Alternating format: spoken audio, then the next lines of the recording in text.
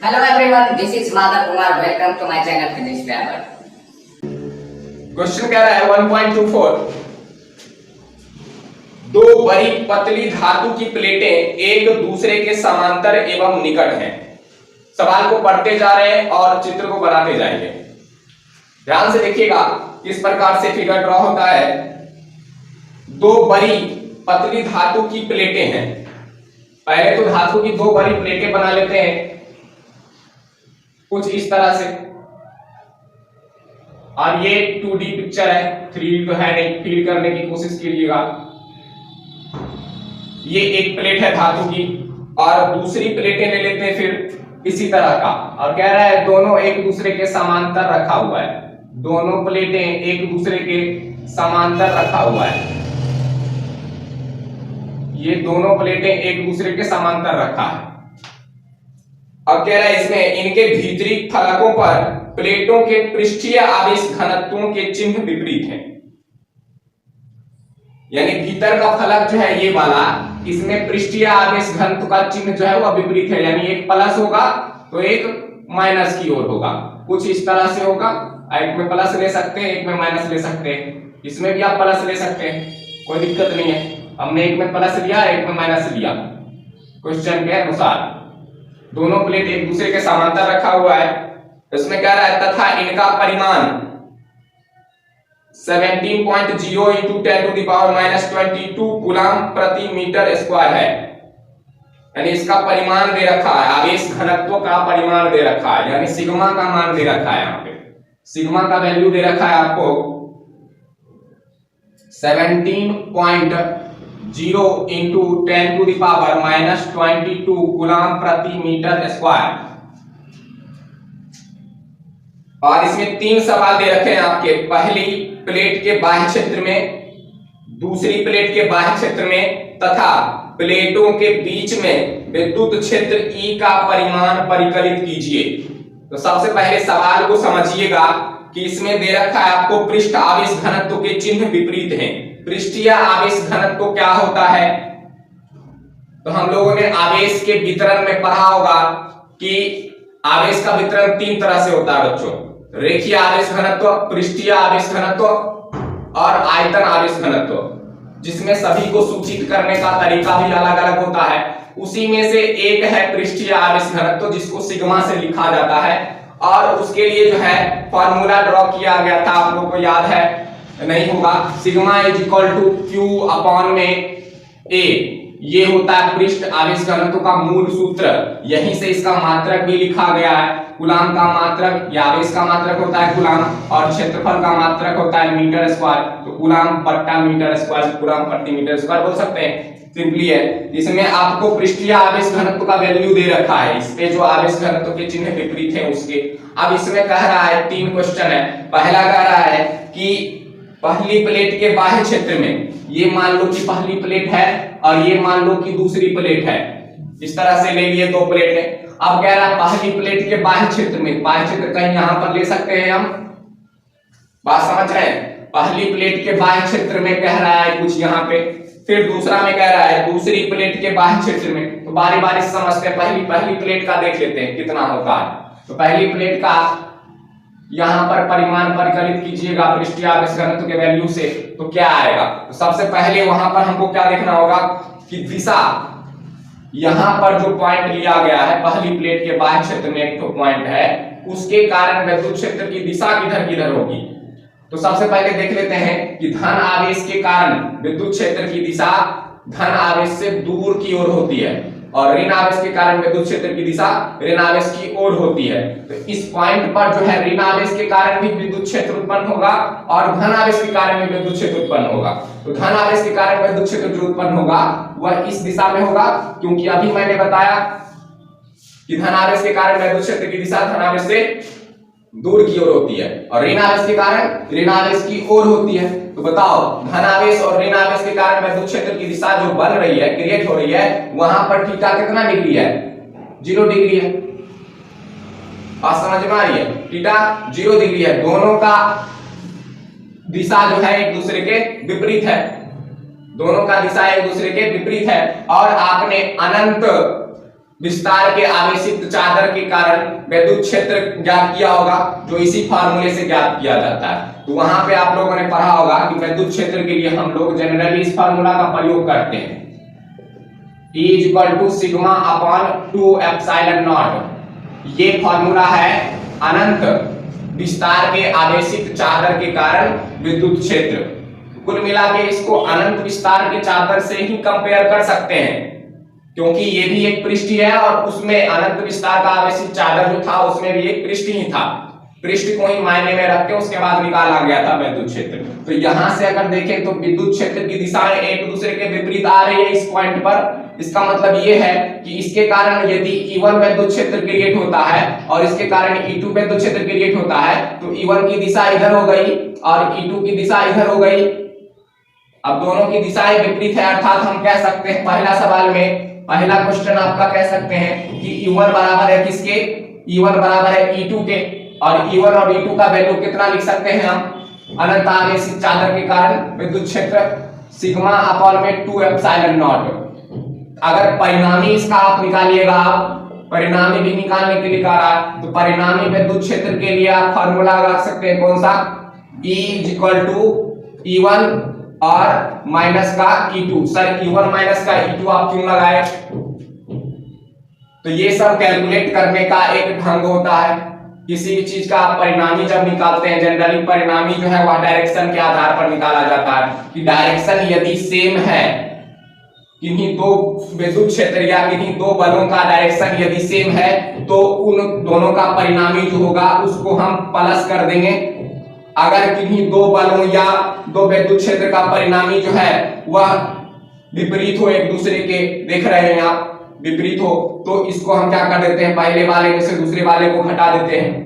अगर एक बल या एक विद्युत क्षेत्र एक दूसरे के साथ एंगल का निर्माण कर रही होती है, तो उसके लिए हम सदिश वेक्टर का फार्मूला प्रयोग करते हैं परिणामी निकालने के लिए, E1 square plus E2 square plus 2 E1 E2 cos theta. Theta के जगह पर देखा जाता है कितना डेल्टा एंगल क्रिएट हो रहा है।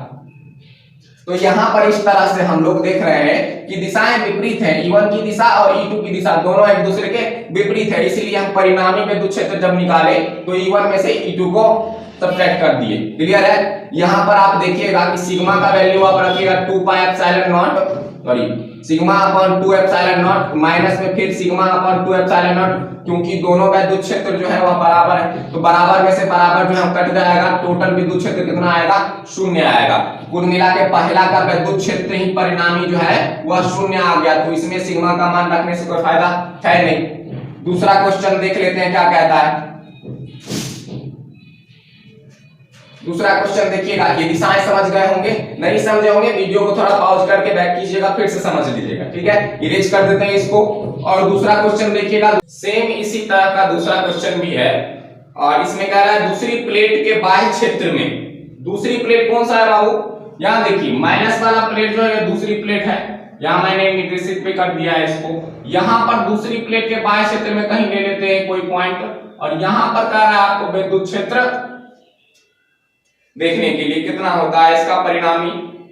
और फिर यहाँ अगर देखें तो फिर वही बात, जिस तरह से यहाँ पर दिशा को निरूपित किए थे पहले, फिर दोनों प्लेटों में क्या हम यहाँ पर दिशा को निरूपित करेंगे। तो धन आवेशित प्लेट के कारण विद्युत क्षेत्र की दिशा हमने बताया धन आवेश से दूर की ओर होती है, और ऋण आवेश के कारण विद्युत क्षेत्र की दिशा जो होती है और ऋण आवेश की ओर होती है। तो यहाँ अगर आप देखिएगा तो धन आवेश के कारण विद्युत क्षेत्र की दिशा धन आवेश से दूर, दूर यानी इधर होगा, तो ये हो गया E1 प्लेट के कारण विद्युत क्षेत्र की दिशा, ये E1 हो गया। और माइनस वाले प्लेट के कारण जो है वह विद्युत क्षेत्र की दिशा ऋणावेशित प्लेट की ओर ही होती है, तो ऋणावेशित प्लेट इधर है तो और इधर होगा, तो ये हो गया इधर इसकी दिशा। यहां पर भी आप देख रहे हैं कि E1 और E2 एक दूसरे के विपरीत आ रही है, E1 और E2 एक दूसरे के विपरीत आ रही है। तो दूसरा इसमें देखिएगा आप, तो क्या कह रहा है दूसरा, दूसरी प्लेट में बाह्य विद्युत क्षेत्र कितना होता है, यहां पर भी हो जाएगा E1 बराबर E2 के, और बराबर दोनों का वैल्यू हो जाएगा सिग्मा अपॉन में 2 एप्सिलॉन नॉट। और इसी तरह से इसका परिणामी अगर आप निकालिएगा तो परिणामी विद्युत क्षेत्र E1 और माइनस का हो जाएगा E2 और बराबर का हो जाएगा 0, जैसे यहां पर निकाले थे हम लोग। क्लियर है। कोई भी सस्पिशन होगा कमेंट में जरूर बताइएगा। और थोड़ा सा दिक्कत हो समझ में ना आए पॉज करके पीछे देख लिया करें। फिर तीसरा क्वेश्चन क्या कर रहा है, प्लेटों के बीच में विद्युत क्षेत्र E का परिमाण जो है वह परिकलित कीजिए। प्लेटों के बीच में आप देख लेते हैं किस प्रकार का विद्युत क्षेत्र जनरेट हो रहा है। यहां पर कहीं प्लेटों के बीच में विद्युत क्षेत्र ले रहे हैं, ठीक है, और फिर दोनों के कारण देखेंगे कैसे विद्युत क्षेत्र जनरेट हो रहा है। यहाँ पे सबसे पहले देखिए आप धनावेश के कारण धनावेश से दूर, ऋणावेशित प्लेट के कारण ऋणावेश की ओर होती है। यहाँ पर आप देखिएगा किधर होगा, धनावेशित प्लेट ये है और इससे दूर विद्युत क्षेत्र की दिशा इधर होगी, यानी E1 वाला हम ले लेते हैं यहाँ पे, और ऋणावेशित प्लेट के कारण विद्युत क्षेत्र की दिशा, तो ऋणावेशित प्लेट के कारण भी विद्युत क्षेत्र की दिशा ऋणावेश की ओर होगी, इधर है ऋणावेश, तो यहाँ पर जो है विद्युत क्षेत्र की दिशा इधर हो गई, ये हो गया E2। अब आप देखिए कि दोनों में कंपेयर करके क्या होता है। यहाँ पहले प्लेट के कारण विद्युत क्षेत्र विपरीत था, दूसरे प्लेट के कारण विद्युत क्षेत्र विपरीत था, लेकिन मध्य में जब विद्युत क्षेत्र इंडिकेट किए तो दोनों की दिशाएं जो है, दोनों का डायरेक्शन वह सेम निकल रहा है। E1 भी उसी डायरेक्शन में और E2 भी उसी डायरेक्शन में। क्लियर है। अब यहाँ पर इसका परिणामी किस प्रकार से निकालेंगे, तो देखिए किस प्रकार से निकलता है इसका परिणामी। हम दोनों को ऐड कर देंगे। अभी मैंने बताया आप जब दिशाएं विपरीत हो तो परिणामी को घटा दिया जाता है और दिशाएं सेम हो तो परिणामी को जोड़ दिया जाता है। देखिएगा तीसरा क्वेश्चन क्या कह रहा है, और तीसरा, दूसरा, चौथा किसका है ये तो आपको पता ही होगा, 1.24 का है, 1.24 का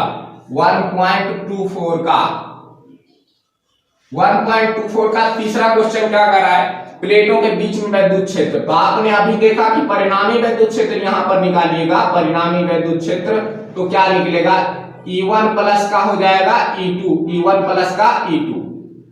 तो E1 का वैल्यू कितना, E1 का वैल्यू है सिग्मा अपॉन 2 एप्सिलॉन नॉट और प्लस में हो जाएगा sigma upon 2 epsilon not.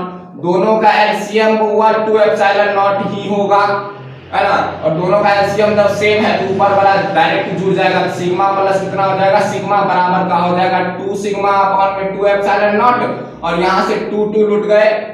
Clear है, तो कितना बचेगा इधर, सिग्मा अपॉन का एप्सिलॉन नॉट। ये विद्युत क्षेत्र मध्य में निकला है, दोनों प्लेट के मध्य में विद्युत क्षेत्र निकला है। अब इसका परिणामी कितना होगा, तो परिणामी निकालने के लिए आप सिग्मा का मान रख दीजिएगा, एप्सिलॉन नॉट का मान आपको पता होना चाहिए कितना होता है, मैं बता देता हूं अगर नहीं पता है तो। एप्सिलॉन नॉट का वैल्यू होता है बउआ 8.85 into 10 to the power minus का 12। मात्रक उत्तर लगा लेना खुद से, ठीक है। अब देखो यहाँ पर परिणाम परिकलित करेंगे, यहाँ पे तो विद्युत क्षेत्र बराबर आया कुल मिला के हमको sigma upon epsilon nought. Sigma का वैल्यू यहाँ से देखिए 17.0 into 10 to the power minus का 22 दे रखा है कूलम प्रति मीटर स्क्वायर, और सिग्मा का वैल्यू आप यहाँ से रख दीजिए, सॉरी एप्सिलॉन नॉट का वैल्यू यहाँ से रख दीजिए आप 8.85 into 10 to the power minus का 12। क्लियर है, इसको समथिंग में काटिएगा तो 2 के लमसम में आएगा, लमसम में ही आंसर रख देते हैं, ठीक है। क्लियरली आप अगर सॉल्व करना चाहे तो और अच्छे से सॉल्व कर सकते हैं इसको। तो हम लगभग में यहाँ पर लिख रहे हैं 2, ठीक है। और रही बात इसकी, ये माइनस में है पावर, इसको ऊपर ले जाएंगे तो किस में हो जाएगा, प्लस में हो जाएगा। कितना हो जाएगा 10 टू द पावर माइनस 22 और प्लस का ऊपर जाएगा तो प्लस हो जाएगा 12। कुल मिला के आपका लगभग में आंसर आएगा 2 into 10 to the power minus का 10। क्लियर है, और विद्युत क्षेत्र निकाले हैं तो यहाँ विद्युत क्षेत्र का मात्रक लगा दीजिए न्यूटन प्रति कूलम। लास्ट में मात्रक याद रखो, मात्रक की सॉल्व करने की जरूरत नहीं है, अगर सॉल्व करना चाहें तो आप कर सकते हैं सॉल्व इधर, ठीक है। ऊपर का मात्रक होता है कूलम प्रति मीटर स्क्वायर, एप्सिलॉन नॉट का मात्रक आप लगा सकते हैं। क्लियर है, तो ये हो गया आपका 1.24 का full easy calculation. Next question देखते हैं हम लोग। नेक्स्ट क्वेश्चन जो है आप लोगों का अतिरिक्त प्रश्न है, यानी अतिरिक्त अभ्यास से प्रश्न दे रखा है 1.25। इसमें कह रहा है मीलिकन तेल बूंद प्रयोग में, मीलिकन तेल बूंद प्रयोग जो है वह क्या है। सबसे पहले जान लीजिए कि मीलिकन जो है एक वैज्ञानिक का नाम है, और उन्होंने अपने प्रयोग में बताया था कि एक तेल बूंद लिया और उस तेल बूंद पे इतना चार्ज क्रिएट कर दिया कि उसको किसी विद्युत क्षेत्र में रखने पर बिना किसी बल लगाए, उसको विद्युत क्षेत्र में रखने पर बिना किसी बल लगाए उसका संतुलन किया जा सके। तो आप जानते हैं कोई भी चार्ज होता है तो उसमें द्रव्यमान होगा, और द्रव्यमान जब भी होता है तो उस पर एक प्रकार का बल लगता है, जिस बल का नाम है गुरुत्व बल mg। और विद्युत क्षेत्र के कारण इस चार्ज पर बल जो है वह लगेगा, उस बल का नाम है Fe, उस बल का नाम है Fe। F बराबर QE, Fe नहीं QE, F बराबर QE, ये बल लगता है विद्युत क्षेत्र के कारण। सर ऊपर की ओर क्यों दिए हैं इसकी दिशा? ऊपर की ओर इसलिए दिए हैं क्योंकि यदि ये धन आवेश रहता तो इसका विद्युत क्षेत्र की दिशा किधर होता? धन आवेश से दूर की ओर होता। और विद्युत क्षेत्र में बात करते हैं हम, तो विद्युत क्षेत्र में धन आवेश की दिशा विद्युत क्षेत्र की ओर होती है, और ऋण आवेश की दिशा जो है विद्युत क्षेत्र की विपरीत दिशा में होती है। कुल मिलाकर विद्युत क्षेत्र का डायरेक्शन आप देख रहे हैं नीचे की ओर है ना। तो ये ऋण आवेश है, कैसे कह सकते हैं? क्वेश्चन में आप देखिएगा, निलकण तेल बूंद प्रयोग में 2.55 इंटू 10⁴ न्यूटन प्रति कूलम के नियत विद्युत क्षेत्र के प्रभाव में 12 इलेक्ट्रॉन अधिक्य, यहां पर आप देख रहे हैं कि क्या कर रहा है? 12 इलेक्ट्रॉन अधिक्य, यानी 12 इलेक्ट्रॉन के बराबर ऋण आवेश इस पर उपस्थित है, इसीलिए ये ऋण आवेश है, और इस पर जो है विद्युत क्षेत्र की दिशा विद्युत क्षेत्र के विपरीत में होगी। क्लियर है? तो कुल मिलाकर क्वेश्चन में ई का वैल्यू दे रखा है, तेल बूंद का विद्युत क्षेत्र दे रखा है आपको, कितना दे रखा है? 2.55 और इंटू का है 10⁴ न्यूटन प्रति कूलम, ये दे रखा है। और इसमें कह रहा है इलेक्ट्रॉन की संख्या को n से लिखते हैं बउआ, और टोटल इलेक्ट्रॉन की संख्या इसमें 12 है। उसके बाद कह रहा है स्थिर रखी जाती है, तो ये 12 इलेक्ट्रॉन से आवेशित चार्ज जो है तेल बूंद, ये क्या होगा? ये तेल बूंद है, तेल बूंद, तेल बूंद, और ये 12 इलेक्ट्रॉन के ऋण आवेश से आवेशित है। क्योंकि इस प्रकार का बल जो है यहाँ पे एक प्रकार द्रव्यमान है तो नीचे की ओर लग रहा है, और विद्युत क्षेत्र के कारण आवेश की विपरीत दिशा में बल लग रहा है। यह इतना क्लियर होना चाहिए। उसके बाद दिया है आपको तेल का घनत्व, तेल का घनत्व आप ले सकते हैं यहां से, और तेल का घनत्व आपको दे रखा है 1.6 इंटू 10⁻, हम घनत्व को रो से लिख रहे हैं यहाँ पे, ये घनत्व को रो से लिख रहे हैं, ये दे रखा है आपको वैल्यू 1.26 ग्राम प्रति सेंटीमीटर क्यूब, इतना दे रखा है आपको। और बूंद की त्रिज्या का आकलन कीजिए, बूंद की त्रिज्या आपसे पूछ लिया, क्लियर है? बूंद की त्रिज्या आपसे पूछ लिया, और फिर दे रखा है आपको G का मान भी दे रखा है, G का मान दे रखा है 9.8 लेने के लिए, और फिर E इलेक्ट्रॉन का चार्ज दे रखा है आपको, इलेक्ट्रॉन का चार्ज है 1.6 इंटू 10⁻⁻19 कूलम। दुनिया जानती है, आप भी जानते हैं, किताब में दे रखा है, कोई बड़ी बात नहीं है। क्लियर हो रहा होगा इतना? ये सभी सवाल में दिए हुए हैं। अब आपसे त्रिज्या पूछ रहा है, इसके लिए कम से कम फार्मूला हमें पता होना चाहिए, कम से कम फार्मूला पता होना चाहिए, अधिक पता करने की जरूरत नहीं है। तो चूंकि आप लोग जानते हैं तेल बूंद का आकार किस प्रकार का होता है, तेल बूंद का आकार गोलाकार होता है। यहाँ पर फार्मूला लगाते हैं, संतुलन के लिए फार्मूला जो है वह क्या होगा? QE बराबर होगा mg के, QE बराबर होगा mg के। यहां से Q बराबर आप फार्मूला एक पढ़े होंगे आवेश के क्वांटीकरण सिद्धांत से। बाकी रह गया यहाँ पे E का E रख देंगे, और बराबर में सर द्रव्यमान तो दे नहीं रखा है। द्रव्यमान के लिए आप एक फार्मूला पढ़े होंगे, द्रव्यमान बराबर होता है घनत्व गुणे आयतन, घनत्व गुणे आयतन।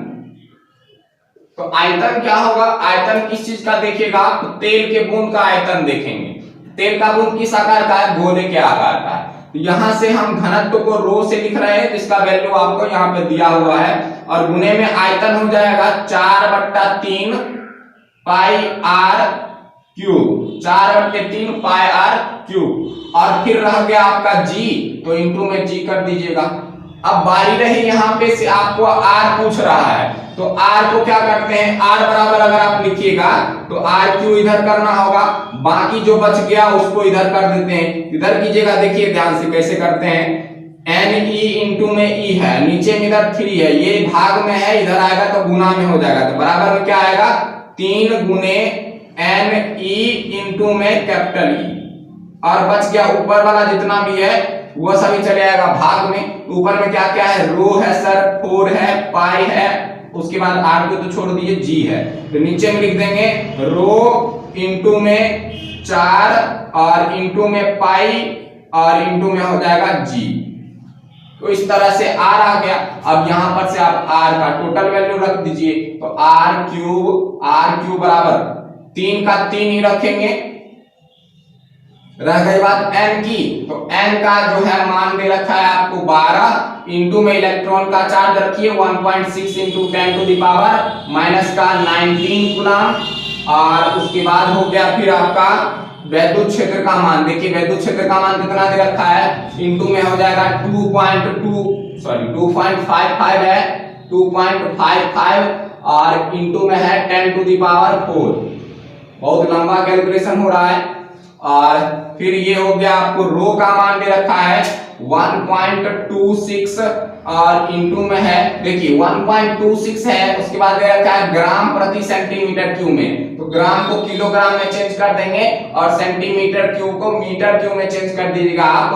तो कुल मिला के ये जो है सेंटीमीटर को मीटर क्यूब में, पहले ग्राम को किलोग्राम में चेंज करते हैं तो आ जाएगा 10 टू द पावर माइनस का 3 से मल्टीप्लाई कर देंगे।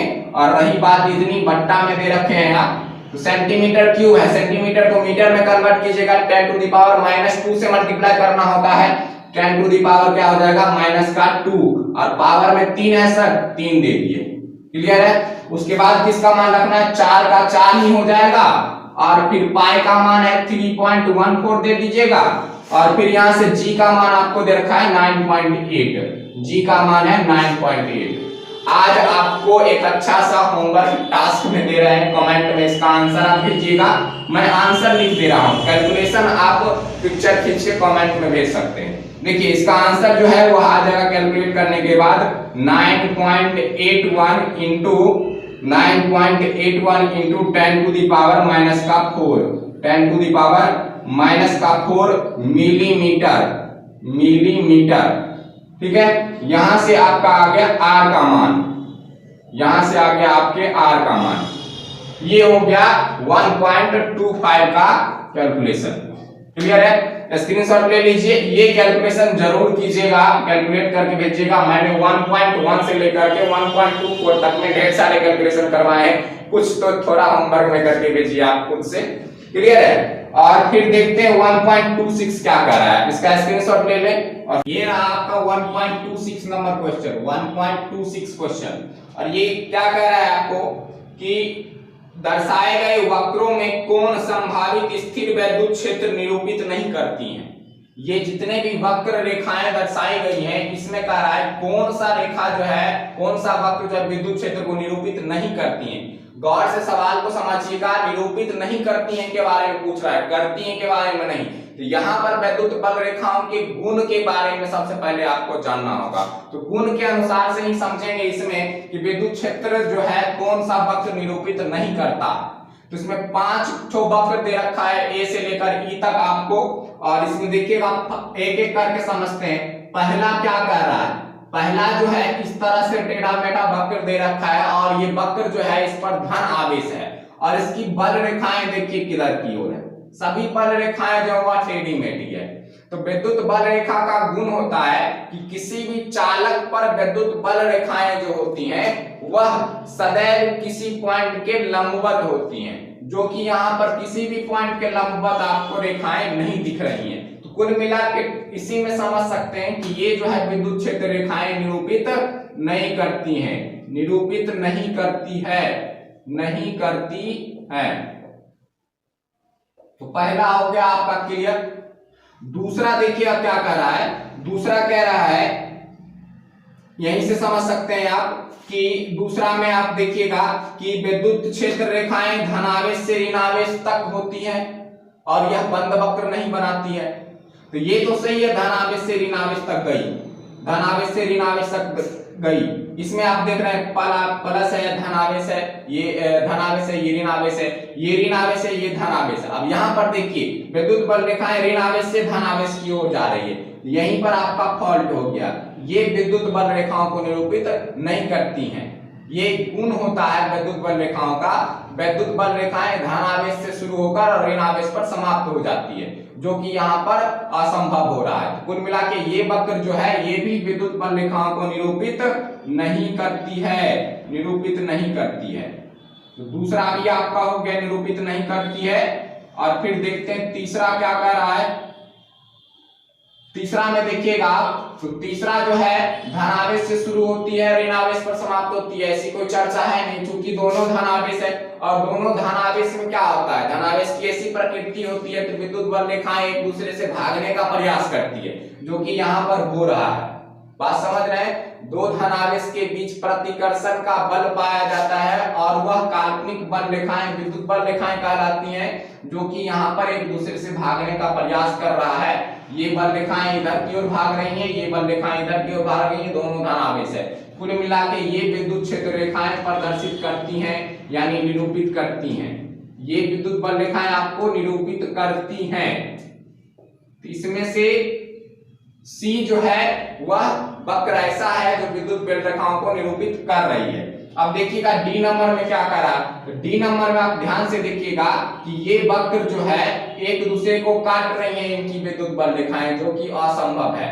विद्युत बल रेखाएं कभी भी एक दूसरे विद्युत बल रेखाओं को नहीं काटती हैं। यदि काटेंगी तो एक पॉइंट पर जो है दो दिशाएं मिलेंगी, एक इस दिशा की ओर और एक इस दिशा की ओर, जो कि असंभव है। विद्युत बल रेखाओं का ऐसा गुण होता है कि कभी भी विद्युत क्षेत्र रेखाएं एक दूसरे को नहीं काटती हैं, क्योंकि यदि काटेंगी तो कटान बिंदु पर जो है विद्युत क्षेत्र की दो दिशाएं निरूपित होंगी, जो कि असंभव है। क्लियर है। तो कुल मिला के डी जो है ये भी विद्युत क्षेत्र रेखाओं को प्रदर्शित नहीं करती है, निरूपित नहीं करती है। कारण भी आप लिख सकते हैं सुन के, वीडियो को पॉज करके रुक के, ठीक है। तो ये भी हो गया। और इसमें फिर देखिएगा ई नंबर में क्या कह रहा है, ये वक्र किस प्रकार का है। तो यहाँ पर आप देखिएगा एक इधर चालक दे रखा है, एक इधर चालक दे रखा है, एक पर धनावेश है, एक पर ऋणावेश है, लेकिन यहाँ पर इधर से विद्युत बल रेखाएं आ रही हैं और इधर से फिर जा रही हैं, जो कि असंभव है। कुल मिला के हम यहाँ समझ रहे हैं कि विद्युत बल रेखाएं बंद वक्र नहीं बनाती हैं, लेकिन यहाँ पर बंद वक्र बना रही हैं। आप देखिए बीच में दे रखा है आपको सूचकांक, विद्युत बल रेखाएं जो हैं वह बंद वक्र का निर्माण करती है। क्लियर है। यहीं पर आप समझ सकते हैं कि विद्युत क्षेत्र रेखाएं यहाँ भी निरूपित नहीं करती हैं। कुल मिला के आप क्या समझे कि जितना भी वक्र दे रखा है उन सभी वक्रों में एक ही वक्र ऐसा है जो विद्युत क्षेत्र रेखाओं को प्रदर्शित करती है, जो कि है सी। ठीक है। बाद बाकी आपका आंसर पूछ रहा है इसमें नहीं करती हैं, उसका जवाब देने के लिए तो आपका आंसर हो जाएगा ए, बी, सी को छोड़ दीजिए, डी हो गया और तथा में हो गया ई। ये सभी वक्र जो हैं वह विद्युत क्षेत्र रेखाओं को निरूपित नहीं करती हैं, निरूपित नहीं करती हैं।